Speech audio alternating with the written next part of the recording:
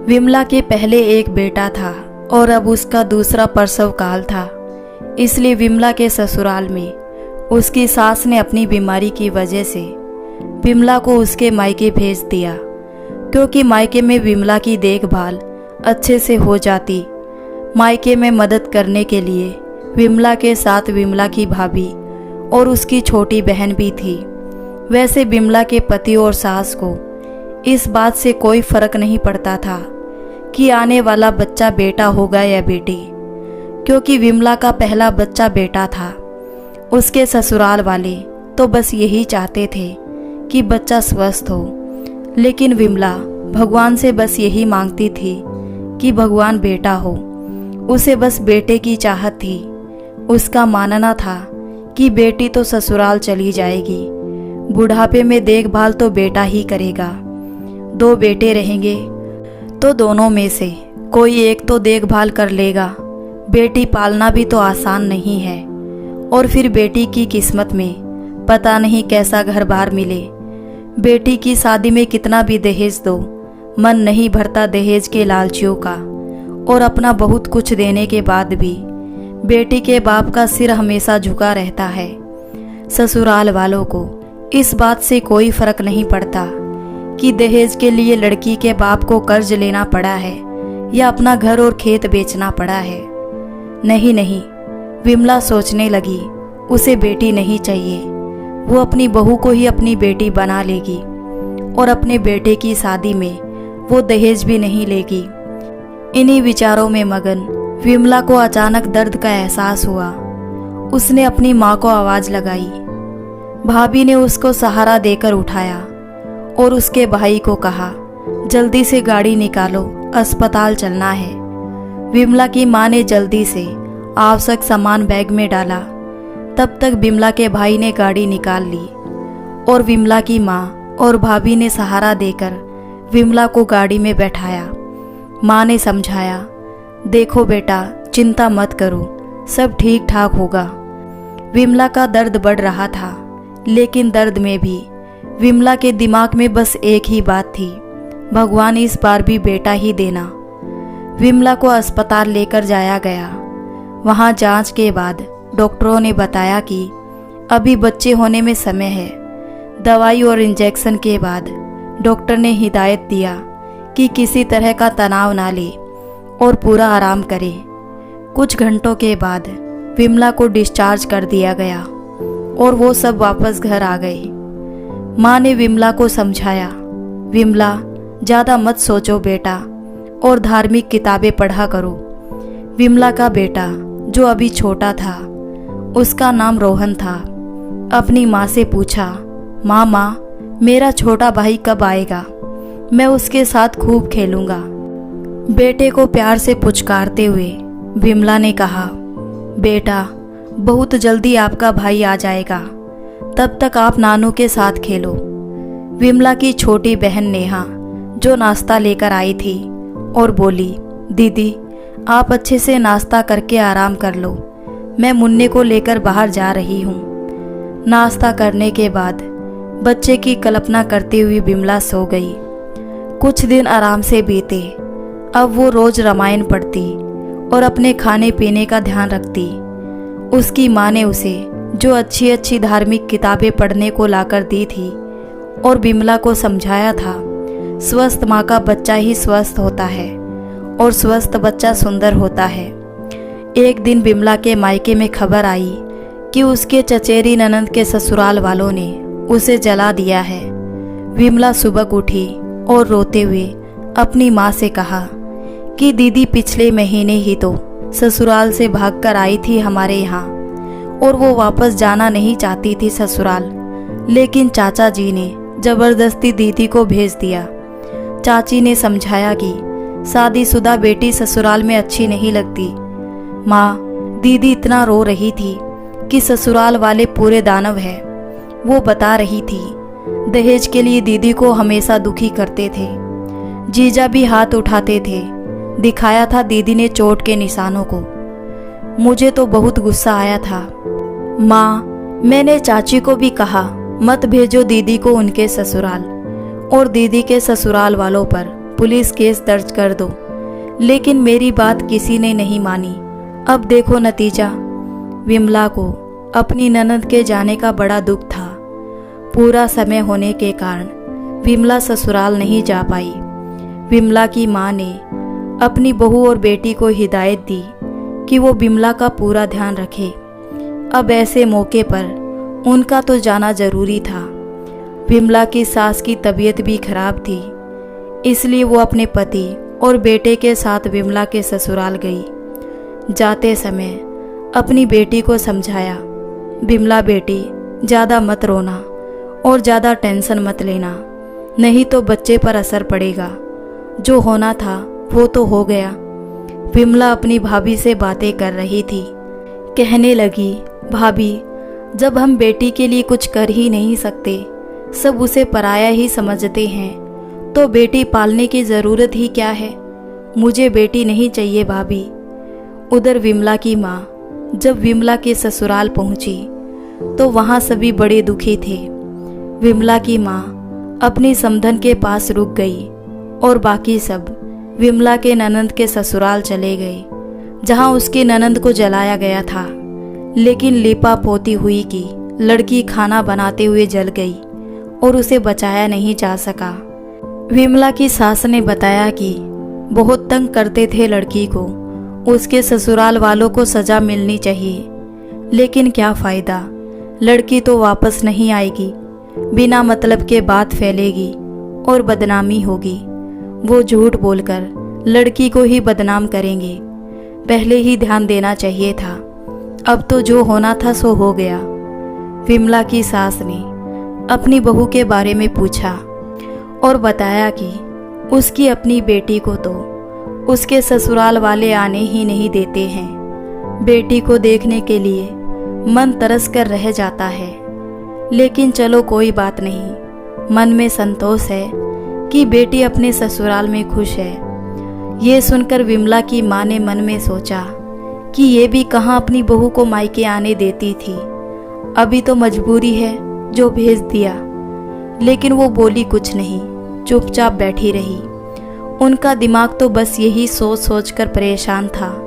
वो लड़की क्या अवांछित थी जो उसके मायके वाले उसे अपने पास रख नहीं पाए और मरने के बाद भी उसको न्याय नहीं दिलवाया।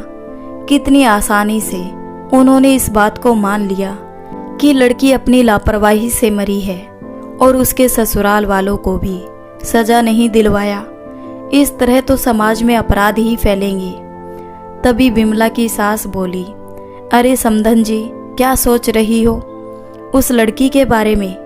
लेकिन जब उसके माता पिता ही कुछ नहीं बोल रहे समधन जी, तो हम क्या कर सकते हैं? विमला की सास का एक्सीडेंट हुआ था, तब वो अपनी बहू को दिखाने के लिए अस्पताल गई थी। लेकिन अचानक रिक्शा पलट गया। वो तो अच्छा हुआ विमला पहले ही उतर गई थी। अस्पताल से आने के बाद उन्होंने बहू को उसके मायके भेज दिया था। घर नौकर के भरोसे चल रहा था, इसलिए घर बहुत फैला हुआ था।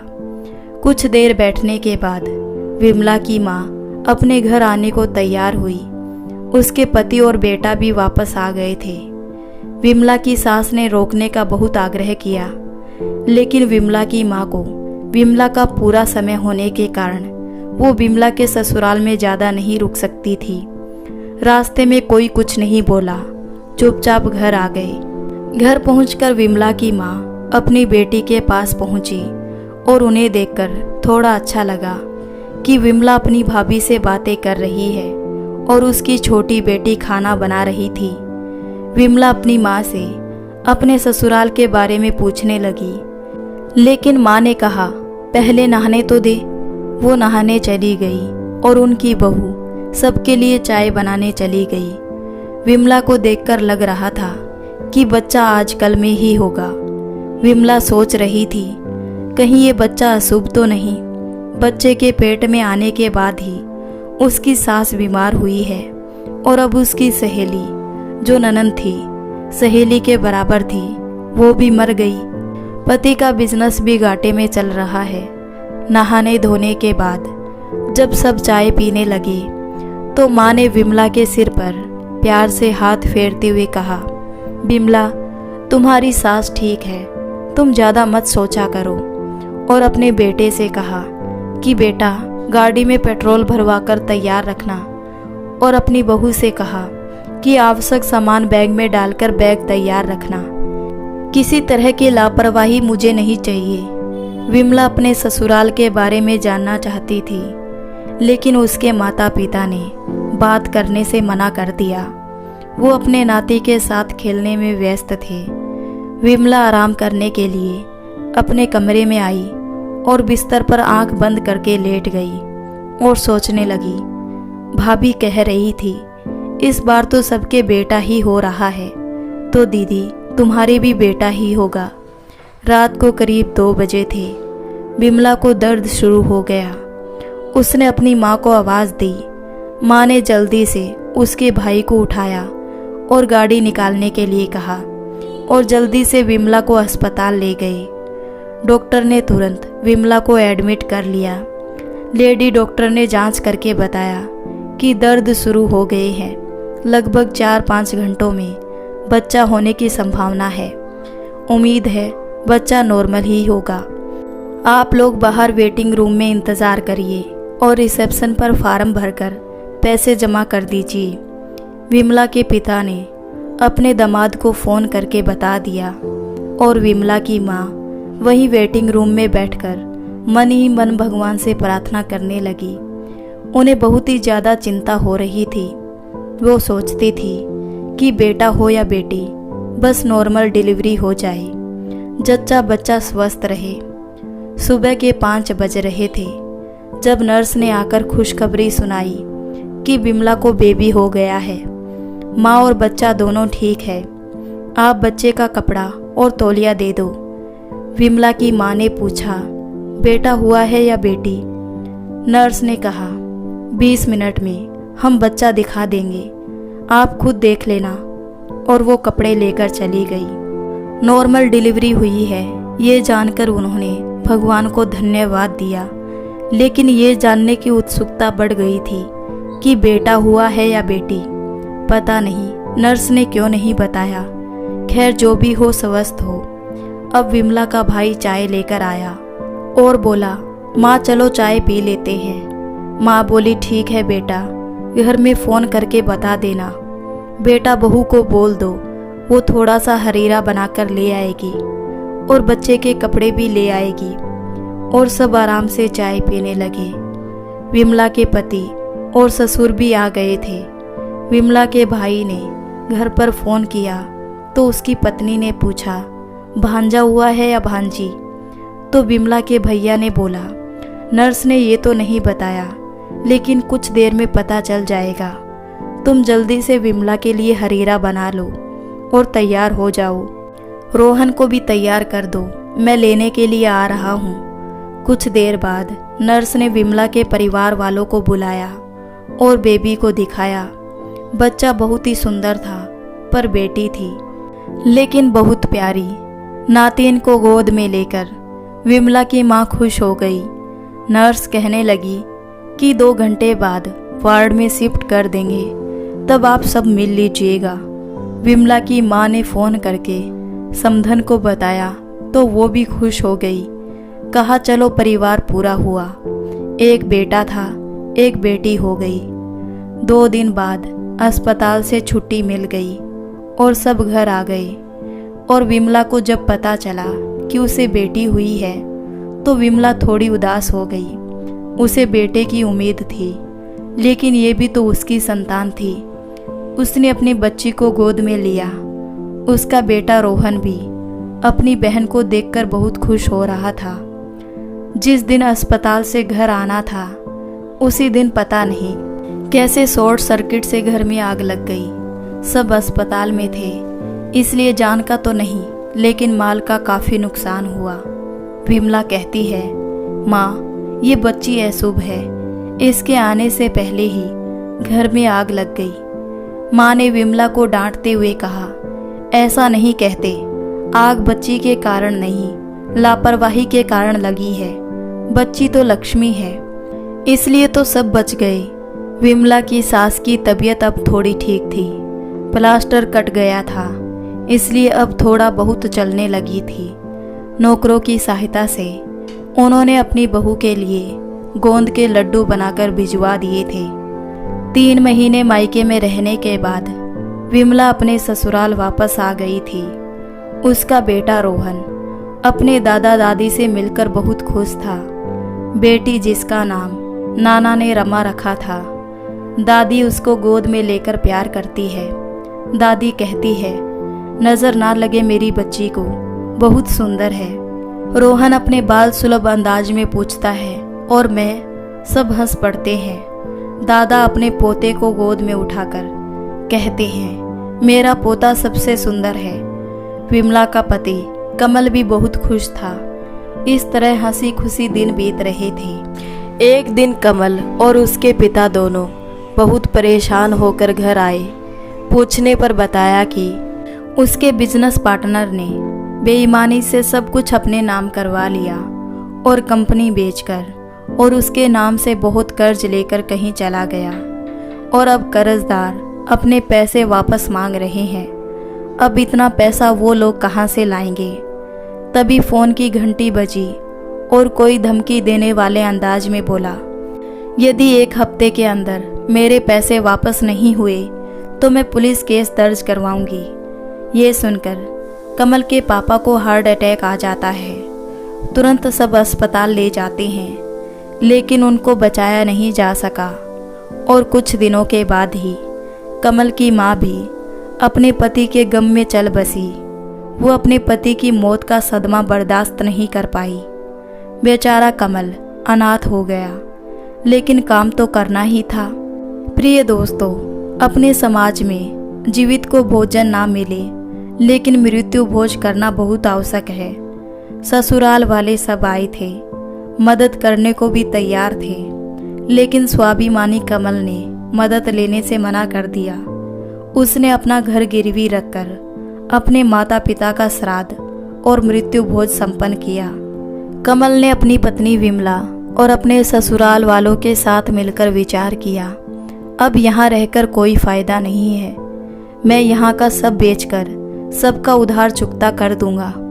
साले ने समझाया कि जीजा जी, आपने थोड़ी ना कर्ज लिया था, अपने पार्टनर को ढूंढो। कमल ने कहा, अब क्या फ़ायदा साले साहब, गलती तो मेरी ही थी कि मैंने उस पर आंख बंद करके विश्वास किया। अब उसको सज़ा भगवान देंगे।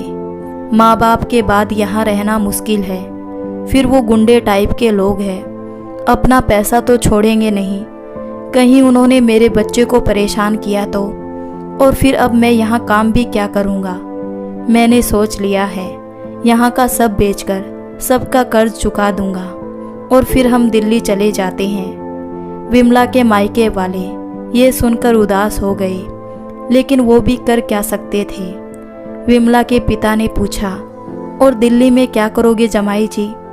तो कमल ने कहा कि उसका एक दोस्त है जो उसका मेरा भाई भी है, उसने मदद का भरोसा दिलाया है।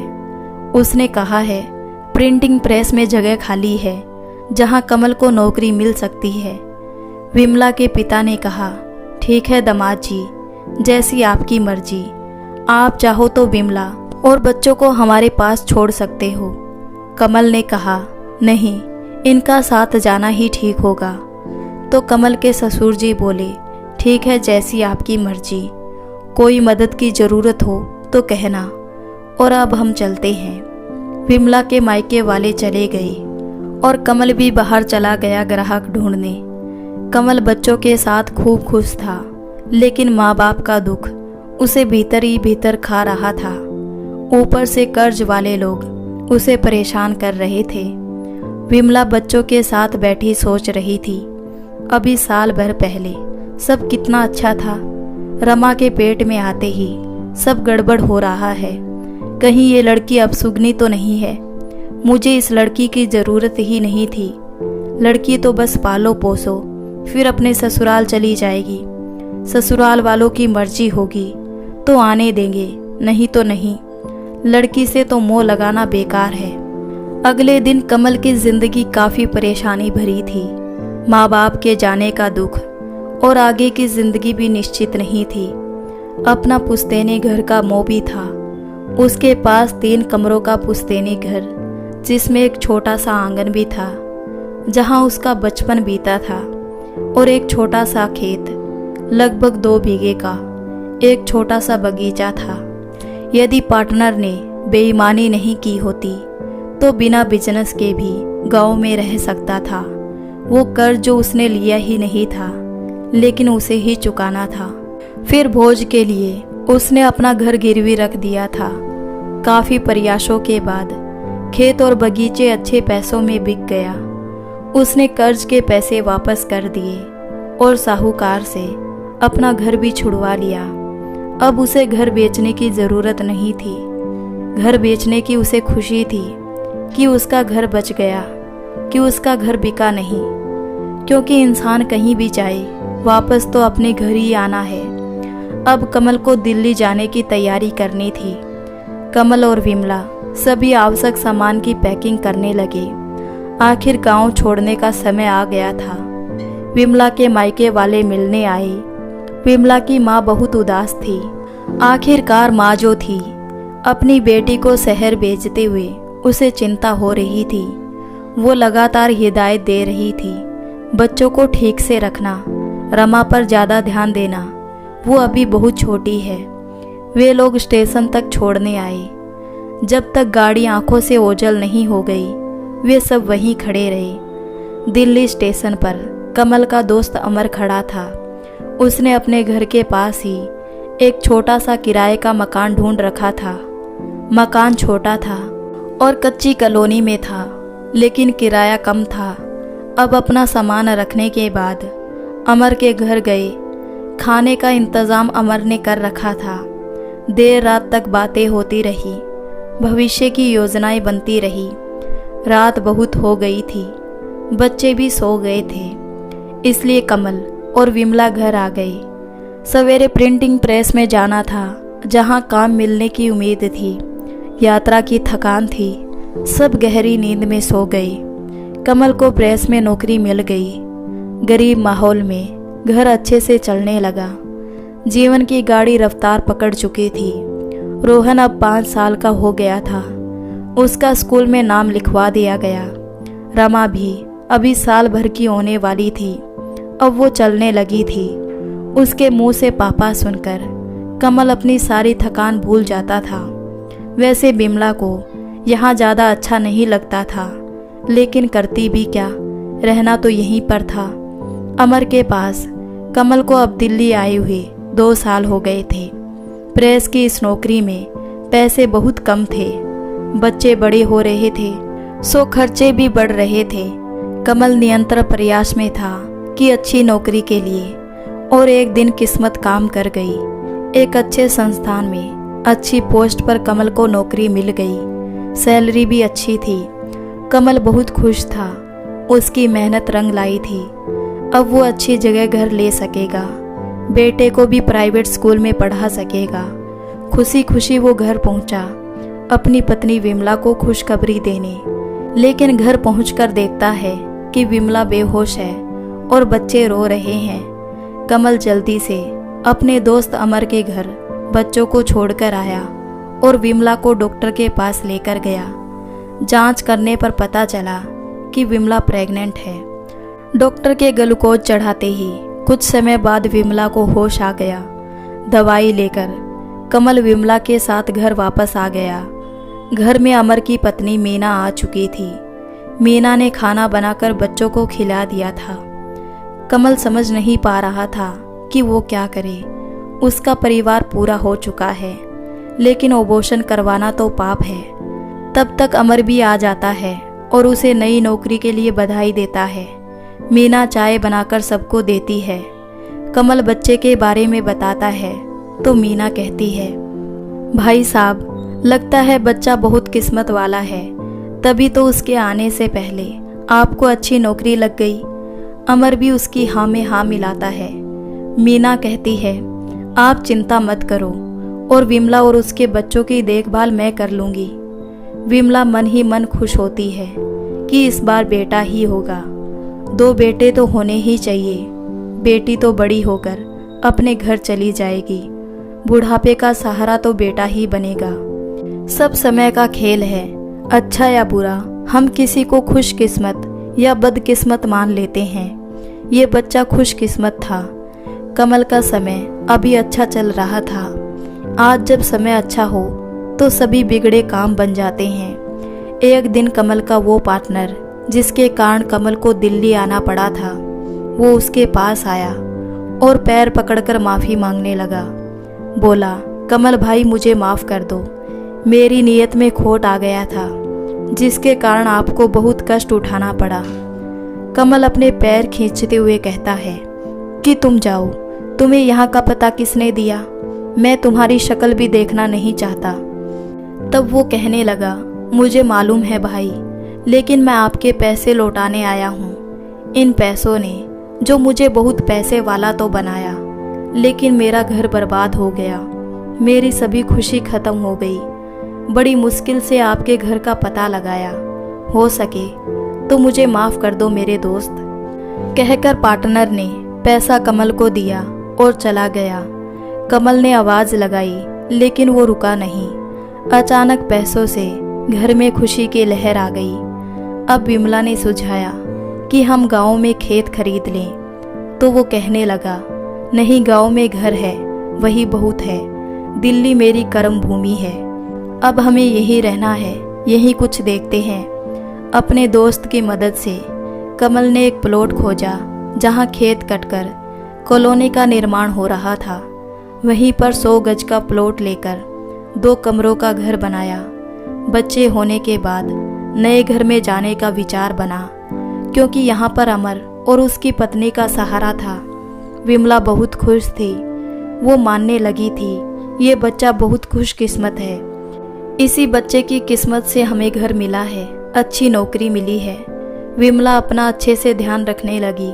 वो सोचने लगी बच्चा स्वस्थ और सेहतमंद होने वाला चाहिए। और इधर विमला के प्रसव का समय भी नज़दीक आ गया था, इसलिए कमल जो विमला और बच्चों को विमला के मायके छोड़ आया।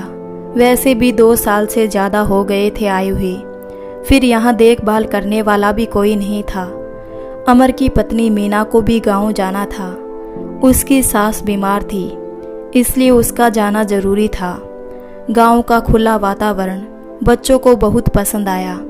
अपने नाना नानी के साथ बच्चे बहुत खुश थे। रमा को तो नानी बहुत प्यार करती थी। इस बार विमला की भी भगवान ने सुन ली।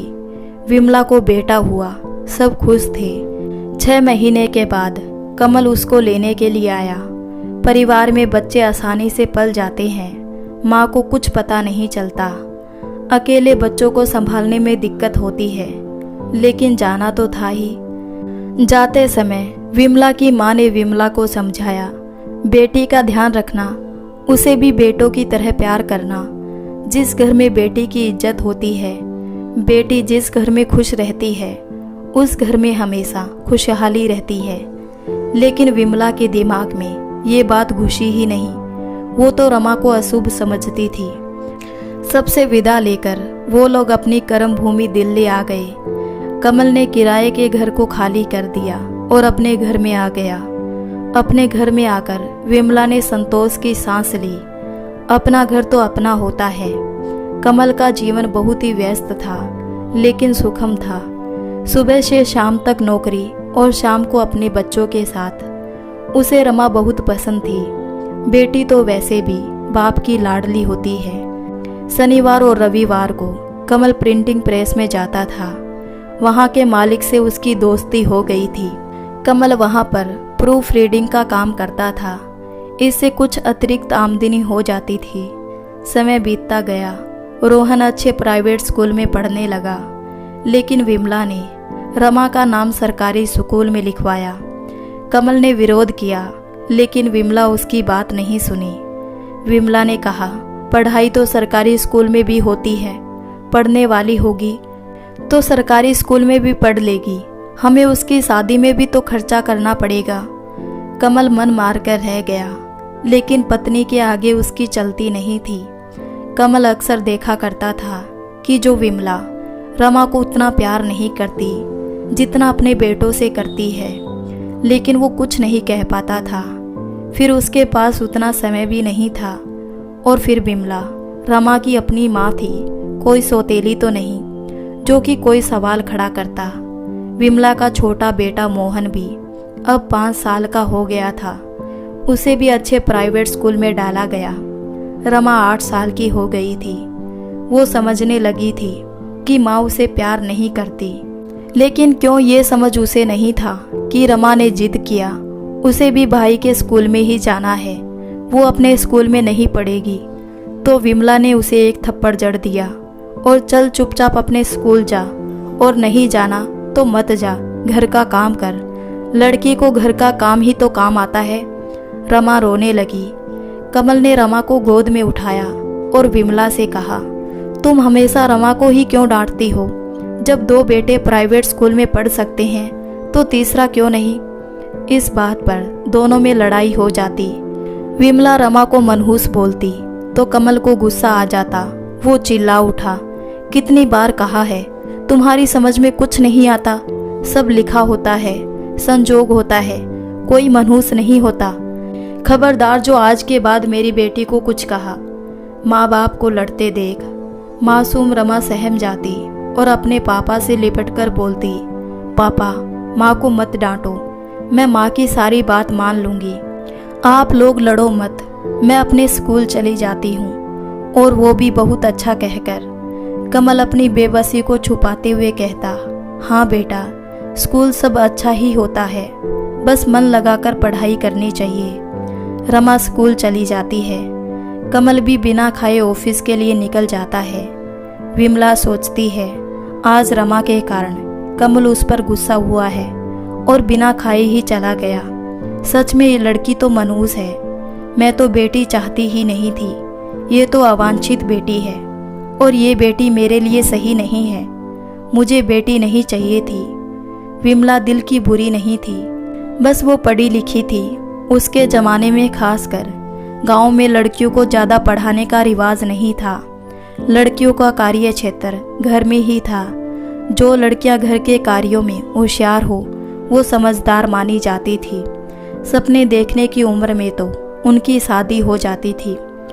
फिर घर गृहस्थी, बाल बच्चे, बस यही उनकी दुनिया होती थी। ससुराल उनका घर, शादी के बाद मायके में केवल एक मेहमान की तरह ही जा पाती थी, वो भी ससुराल वालों की मर्जी से।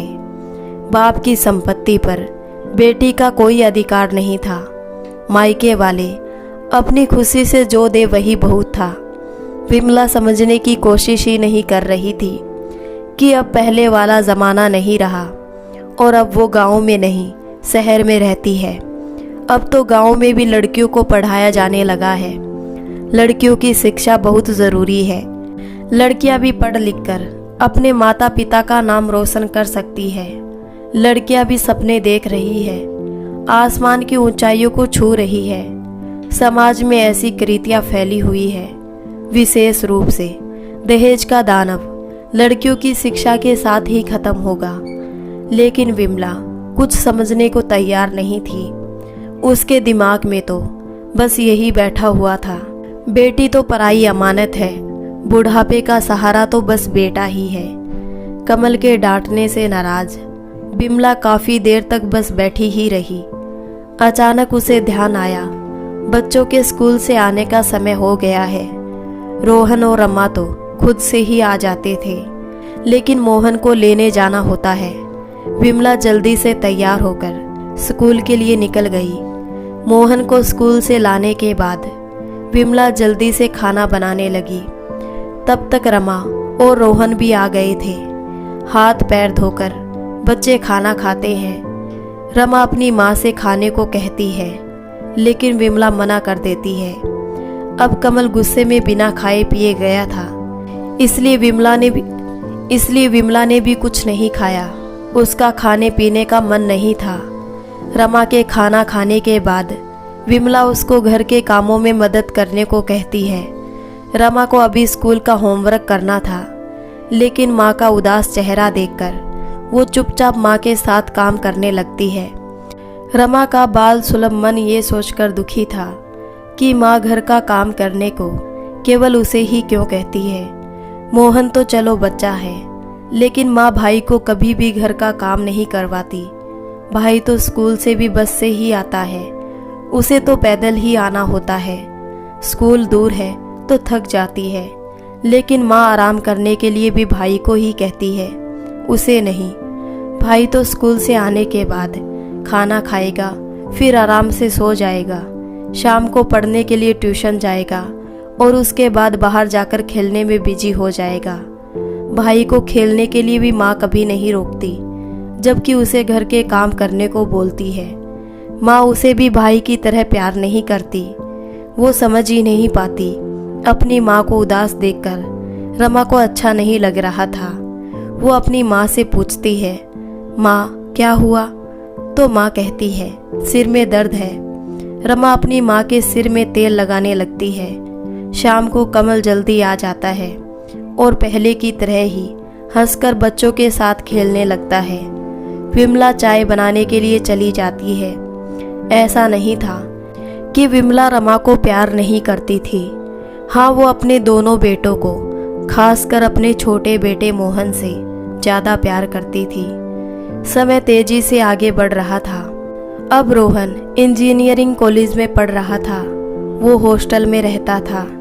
रमा की भी 12th बोर्ड की थी और मोहन की भी 10वीं की बोर्ड परीक्षा थी। परीक्षा खत्म होने के बाद विमला अपने बच्चों के साथ गांव गई। विमला के मन में था कि रमा गांव के कुछ तौर तरीके सीख लेगी तो विवाह के बाद उसके काम आएगा। विमला सोच रही थी, अब रमा का विवाह करवा दिया जाए तो सही रहेगा। वो रमा को आगे नहीं पढ़ाना चाहती थी, लेकिन कमल की जिद थी, वो उसे आगे पढ़ाए। कमल चाहता था रमा पढ़ लिख कर आत्मनिर्भर बन जाए। इस बात पर बिमला और कमल दोनों में झगड़ा भी होता था। बिमला समझती थी जमाना खराब है, कहीं कुछ हो गया तो मुंह दिखाने के लायक नहीं रहेंगे। इस बात पर कमल बहुत नाराज था। उसे अपनी बेटी पर पूरा विश्वास था। रमा की समझ में ये बात नहीं आती थी, जब माँ भाई को हॉस्टल में पढ़ने भेज सकती है दूसरे शहर में, तो रमा को कॉलेज में क्यों नहीं भेज सकती। रमा को तो माँ उसको 10वीं के बाद पढ़ाना ही नहीं चाहती थी। वो तो पापा ने जिद की, जिसकी वजह से रमा आगे पढ़ेगी। माँ की हर बात पर रोक टोक करने में वो खुद को अपने लिए उपेक्षा महसूस करती थी। गांव से जाने के बाद रमा ने देखा कि केवल उसका ही नहीं, सभी लड़कियों का यही हाल है। लड़कियां मतलब घर का कामकाज। औरतों को घूंघट में काम करते देखकर रमा सोचती, घूंघट में दम नहीं घुटता और फिर कितना काम करती है ये, और फिर भी ताने अलग से सुनती है। बहुओं को ससुराल में बहुरानी नहीं, नौकरानी समझ लिया जाता है। गांव के हिसाब से रमा भी विवाह लायक हो गई थी। उसके लिए रिश्ते सुझाए जाने लगे। जब कमल से पूछा गया तो उसने साफ मना कर दिया। बिमला दिल्ली वापस आ गई। बच्चों के भी रिजल्ट आ गए। दोनों बच्चे अच्छे नंबरों से पास हुए। विमला के लाख मना करने के बाद भी कमल ने रमा का एडमिशन करवा दिया। सब कुछ ठीक ठाक चल रहा था, लेकिन एक दिन रोहन गुस्से में घर पहुंचा और उसने अपनी माँ से कहा कि रमा का किसी लड़के के साथ चक्कर है। उसने अपनी आंखों से देखा है। वो रमा को खींचते हुए घर लाया। रमा ने मना किया कि नहीं भाई, मेरा किसी से कोई चक्कर नहीं है, मैं किसी से कोई बात नहीं करती, मैं उसे ठीक से जानती भी नहीं। लेकिन रमा की कोई बात नहीं सुनी गई। हुआ ये था कि रईस बाप का लड़का गगन, जो कॉलेज केवल मस्ती के लिए ही आता था, उसने रमा से दोस्ती करनी चाही, लेकिन रमा ने मना कर दिया तो उसे बहुत बुरा लगा। उसने रास्ते में एक दिन रमा का हाथ पकड़ना चाहा तो रमा ने उसे कसकर एक थप्पड़ लगा दिया। गगन ने खुद को अपमानित महसूस किया और कहा कि वो थप्पड़ का बदला जरूर लेगा। बदला लेने के उद्देश्य से उसने कॉलेज में ये बात फैला दी कि रमा उसे चाहती है, और ये बात किसी तरह जो रमा के भाई रोहन के पास पहुंचा दी गई। रोहन कॉलेज में आया तो जानबूझकर गगन, जो रमा के पास आकर बात करने लगा। ये देखकर रोहन को गगन की बात पर यकीन हो गया। वो खींचते हुए रमा को घर लेकर आया। रमा ने सफाई देने की कोशिश की, लेकिन उसे केवल माँ का थप्पड़ मिला। शाम को जब कमल वापस आया तो कमल ने खूब सुनाया। बात ठीक थी, लड़की की गलती ना भी हो तो बदनामी तो लड़की की होती है। अब विमला ने रमा का कॉलेज जाना बंद कर दिया था। कमल ने कहा कि उसे अपनी बेटी पर पूरा भरोसा है, लेकिन बात अगर पढ़ने की है तो पढ़ाई पत्राचार से भी हो सकती है। रमा मान गई और पत्राचार से पढ़ने के लिए विमला को कोई भी दिक्कत नहीं थी। हालांकि कमल का मन कर रहा था, इस तरह चुप रहना ठीक नहीं हुआ। इस तरह तो उस लड़के का हौसला और बढ़ेगा, दूसरी लड़कियों को भी परेशान करेगा। लेकिन कमल चुप रहा, क्योंकि अपने घर की शांति उसके लिए ज़्यादा ज़रूरी थी। अब रमा पत्राचार के माध्यम से अपनी पढ़ाई जारी रखती है और विमला रमा की शादी के बारे में कई लोगों से बात करती है। और कुछ दिनों के बाद मीना, जो रमा के लिए एक रिश्ते के बारे में उसकी माँ विमला को बताती है। लड़का दूसरे शहर में अकाउंटेंट की नौकरी कर रहा था। लड़के के पिता भी अच्छे पद से रिटायर है, अच्छा घर है, गांव में भी काफ़ी ज़मीन है। बाकी लड़के के बारे में तुम पता कर लेना। विमला खुश हो जाती है और शादी की बात आगे चलती है। लड़का, जिसका नाम गगन, उसकी माँ गायत्री ने रमा को एक पार्टी में देखा था। सलवार सूट पहने, नजरें झुकाए, सुंदर मासूम सी रमा उन्हें अपने बेटे गगन के लिए एक ही नज़र में पसंद आ गई थी। गगन थोड़ा बिगड़ गया था, वो पीने लगा था और किसी लड़की के साथ रिलेशनशिप में रह रहा था। खैर, ये बात तो छुपाने वाली थी। रमा का रिश्ता आते ही उन्होंने तुरंत हाँ कर दिया। उन्हें उम्मीद थी कि शादी के बाद गगन सुधर जाएगा। तुरंत सगाई की तारीख पक्की कर दी गई। कमल अभी शादी के लिए तैयार नहीं था। वो चाहता था रमा कम से कम ग्रेजुएशन कर ले और फिर कोई कोर्स कर ले जिससे वो आत्मनिर्भर बन सके। लेकिन माँ ने जिद पकड़ ली और विमला का कहना था कि ऐसे रिश्ते बार बार नहीं आते। लड़के की तरफ से कोई दहेज की मांग भी नहीं है। उन्हें केवल 2 जोड़ी कपड़े में लड़की चाहिए। लड़का नौकरी भी करता है और लड़के का बाप भी समर्थ है। रिश्ता खुद चलकर आया है, आप मना मत करो। कमल मना नहीं कर सका और शादी के लिए हाँ कर दिया। कमल ने रमा से पूछा, लेकिन रमा ने सिर झुकाकर कहा, जैसी आपकी मर्जी। और अपने घर में वो घुटन महसूस करने लगी थी। गायत्री देवी ने झट से सगाई की तारीख तय कर दी। कमल लड़का देखना चाहता था, लेकिन गायत्री देवी ने कहा कि सगाई में लड़का आएगा तब देख लेना। सगाई हो गई। कमल को लड़का पसंद आया। 2 दिन बाद ही शादी की तारीख पक्की हो गई और शादी भी हो गई। सब कुछ इतनी जल्दी में हुआ कि कमल को लड़के के बारे में जानकारी लेने का मौका नहीं मिला। केवल लड़के के बाप की हैसियत देखकर वो विवाह हो गया। तारों की छाँव में विदाई थी। कमल खुश भी था और दुखी भी। खुश इसलिए था कि लड़की की शादी अच्छे घर में हो गई। अब रमा को अपनी माँ की अपेक्षा का सामना नहीं करना पड़ेगा। दुखी भी था, ये सोचकर पता नहीं ससुराल वालों का स्वभाव कैसा होगा। कमल को इस बात की भी चिंता थी कि वो लड़के के बारे में ठीक से पता नहीं लगा पाया। अपनी बेटी को ना पढ़ाने का अफसोस भी था। कमल के आंसू रुक नहीं रहे थे। कमल को देखकर सभी के आंसू आ गए। समधी ने समझाया, आप चिंता मत कीजिए, हम रमा को अपनी बेटी बनाकर ले जा रहे हैं। उसे किसी तरह की कोई दिक्कत नहीं होने देंगे। रो तो बिमला भी रही थी, आखिर माँ थी। रमा अपने पापा से लिपटकर रो रही थी। आखिरकार विदाई हुई और रमा अपने ससुराल आ गई।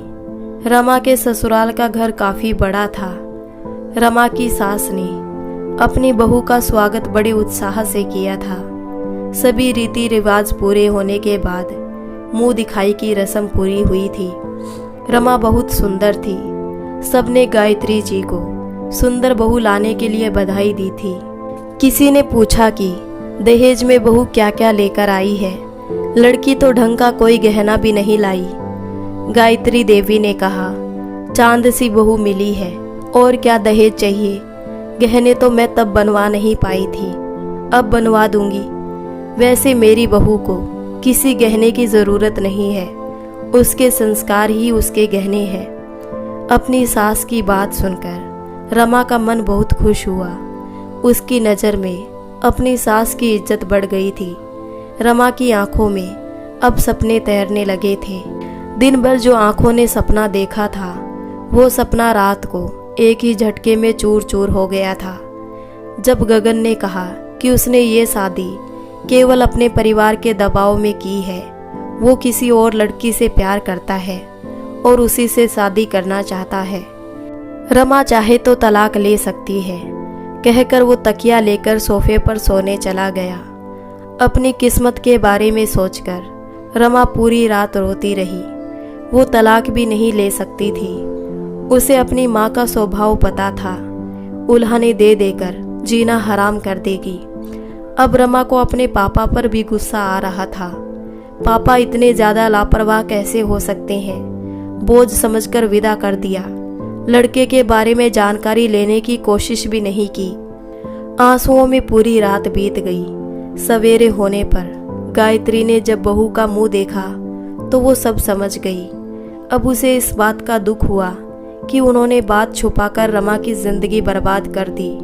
वो रमा से माफ़ी मांगती रही। रमा भी अपनी सास के गले लिपटकर जो वो खूब रोई और कहा, माँ जी, मेरी किस्मत में यही लिखा था। गायत्री ने समझाया कि तुम चिंता मत करो, बेटी सब ठीक हो जाएगा। रमा की सास ने कहा, तुम्हारी आज पहली रसोई है, लेकिन तुम आराम करो, मैं खाना बना लेती हूँ, तुम बस परोस देना। तो उधर जो रमा कहती है, माँ मैं खाना बना लूँगी, बस आप मुझे ये बता दीजिए क्या बनाना है। रमा की सास कहती है, जो तुझे पसंद हो बहू वही बना लेना, कुछ मीठा भी बनाना। सभी रमा के हाथ का खाना खाकर सब बहुत खुश हुए। रमा की सास ने बहू को नेक में सोने का हार दिया। इतनी योग्य बहू पाकर गायत्री जी बहुत खुश थी। बस वो गगन को मना रही थी कि गगन उसे अपनी पत्नी मान ले। गगन ने कहा कि उसे वापस काम पर जाना है, लेकिन गायत्री जी के कहने पर पग फेरे के लिए रुक गया। गगन को भी रमा का उदास चेहरा देखकर इस बात का अफसोस हो रहा था कि उसे शादी से पहले ही अपनी गर्लफ्रेंड के बारे में बता देना चाहिए था। गगन दूसरे दिन चला गया। गायत्री के लाख समझाने पर भी वो रमा को अपने साथ नहीं ले गया। रमा ने जिद नहीं की और अपनी सास से बोली, माँ जी मैं आपके साथ रह लूँगी। गगन मेघना को शादी के बारे में बताता है, जो उसकी गर्लफ्रेंड थी, तो मेघना बहुत नाराज़ होती है और उससे रिश्ता तोड़ने की बात करती है और बदले में 10 लाख भी मांगती है। मेघना का लालच देखकर गगन को बहुत दुख होता है। गगन मेघना को पैसा देता है और मेघना चली जाती है। गगन सोचता है, इस लालची लड़की के कारण मैंने भोली भाली रमा का दिल दुखाया। गगन का अभी यहाँ मन नहीं लग रहा था। उसने अपने शहर में ट्रांसफ़र करवा लिया था। गगन के इस फैसले से गायत्री जी बहुत खुश थी। गगन रमा से माफ़ी मांगता है। रमा कहती है, कोई बात नहीं जी। गगन रमा से कहता है कि तुम सच में बहुत अच्छी हो, परिवार में खुशियाँ आ जाती है। गगन कहता है, कुछ अच्छा सा खाने को बनाओ, बहुत दिनों से कुछ खाया नहीं। गगन के माँ और पापा दोनों एक साथ कहते हैं, हमारी बहू से अच्छा खाना कोई बना भी नहीं सकता। हम खुशकिस्मत हैं कि हमें इतनी प्यारी बहू मिली है। अपनी तारीफ सुनकर रमा खुश हो जाती है और खाना बनाने चली जाती है। रमा सोच रही थी कि उसकी माँ ने तो उसे कभी प्यार नहीं दिया। मायके में उसे हमेशा उपेक्षित ही माना गया। रमा अब बहुत खुश थी। उसके ससुराल में सब उसे बहुत प्यार करते थे। सास तो उसे लक्ष्मी बोलती थी। रमा के समझाने पर गगन ने भी पीना छोड़ दिया। खुशियाँ और बढ़ गई थी जब रमा के जुड़वां बच्चे हुए। पोता और पोती एक साथ पाकर रमा के सास ससुर दोनों खुश थे। अब रमा को अपनी किस्मत से कोई शिकायत नहीं थी। उधर हरदम बेटा बेटा कहने वाली विमला, जो अपना सारा प्यार बेटों पर लुटाती थी, आज एकदम अकेली हो गई थी। दोनों बेटे अमेरिका में सेट हो गए थे। अच्छी तनख्वाह थी। दोनों भाइयों ने वहीं अमेरिकन लड़की से शादी करके वहाँ की नागरिकता हासिल कर ली थी। उनका अब दिल्ली के घर में दम घुटता था। उनका मन नहीं लगता था। उनकी पत्नियां भी अपने ससुराल से संबंध नहीं रखना चाहती थी। पिता के मौत की खबर सुनकर आए थे तो दोनों ने और उनका अच्छे से श्राद्ध भी किया और कुछ दिन रहकर दोनों भाई अपने परिवार के साथ वापस अमेरिका चले गए। करोड़ों के पैकेज ने उनकी आंखें चौंधिया दी थी। उन्हें अब अपने देश भारत में रहना पसंद नहीं था। अपने बेटों को बुढ़ापे का सहारा मानने वाली विमला को किसी बेटे ने अपने साथ ले जाने की ज़रूरत नहीं समझी। अकेलेपन ने विमला को बीमार कर दिया। उम्र भी हो गई थी। अपने लिए खाना बनाना भी मुश्किल काम था। पैसों की तो कोई कमी नहीं थी। दोनों बेटे भेजते थे और पेंशन भी मिलती थी। लेकिन एक समय के बाद पैसों की नहीं, बच्चों की ज़रूरत होती है और विमला के बच्चों के पास समय नहीं था। वे दोनों भाई माँ को अपने साथ रखना भी नहीं चाहते थे। वो दोनों अपने अपने परिवार के साथ खुश थे। परिवार में माँ भी होती है, ये बात तो वो भूल चुके थे। विमला ने बेटी को तो संतान माना नहीं था, फिर किस मुंह से वो रमा को आने को बुलाती। यदि रमा की किस्मत और स्वभाव अच्छा नहीं होता तो उसकी जिंदगी तो बिगड़ गई होती। वो तो किस्मत अच्छी थी कि गगन बदल गया था। विमला बुखार से तड़प रही थी। कोई पानी देने वाला भी नहीं था। तभी दरवाजे पर दस्तक हुई। किसी तरह विमला ने दरवाजा खोला तो देखा रमा और उसके ससुराल वाले आए थे। समधन ने कहा, बहन जी, हम आपको लेने आए हैं, आप अकेले नहीं रहेगी। विमला कुछ कहती, इससे पहले रमा ने कहा, माँ, मैं भी तो आपकी बेटी हूँ, आप मुझे पराया क्यों समझती हो। गायत्री जी ने जो विमला को समझाया, अब वो जमाना नहीं है जब बेटी के घर रहना गलत मानते थे। अब बेटा और बेटी दोनों बराबर है, बल्कि बेटी खास है। विमला को आज अपनी गलती का एहसास हो रहा था। वो रमा के गले लगकर रोना चाहती थी और रोने लगी। बोली, बेटी मुझे माफ़ कर दो, मैंने तुझे हमेशा से अपनाया नहीं, हमेशा से तुझे बोझ समझा, अवांछित समझा। मैं हमेशा यही सोचती थी कि बुढ़ापे का सहारा तो बेटा होते हैं, लेकिन मेरे बुढ़ापे का सहारा तो मेरी बेटी बनी है। गायत्री जी हंसकर बोली, यह आपकी नहीं, मेरी भी बेटी है ये। दो माँ का प्यार पाकर रमा मुस्कुरा उठी और अपनी माँ को अपने साथ ले जाने की तैयारी करने लगी। अब वो विमला को अपने साथ अपने ससुराल में रखने लगी और अपनी माँ की अच्छे से सेवा करने लगी। अब ससुराल में जो गायत्री जी भी विमला का अच्छे से ख्याल रखती थी, कभी उन्हें ये एहसास नहीं होने देती थी कि वो अपनी बेटी के घर रह रही है। हमेशा से उनके साथ अच्छे से व्यवहार करती थी ताकि विमला को ये ना लगे कि वो अपनी बेटी के घर है। अब विमला को रह रहकर रमा के साथ किया हुआ अपना व्यवहार याद आता है। वो अपने बेटों को कितना प्यार करती थी, कभी बेटी को उसने प्यार से बोला तक नहीं था। ये सब सोचकर वो बहुत पछताती थी। रमा कहती थी, माँ, इस तरह पछताने से कुछ नहीं है, जो हो गया उसे भूल जाओ, मैं भी तो आपकी बेटी हूँ। अब विमला अपनी बेटी रमा को गले लगाकर उसे बहुत प्यार देती थी। उसके बच्चों को सीने से चिपकाए रहती थी। दोस्तों, अगर आपको ये कहानी पसंद आई हो तो प्लीज़ हमारे चैनल को सब्सक्राइब करें, वीडियो को लाइक करें और शेयर करें। तब तक के लिए राधे राधे।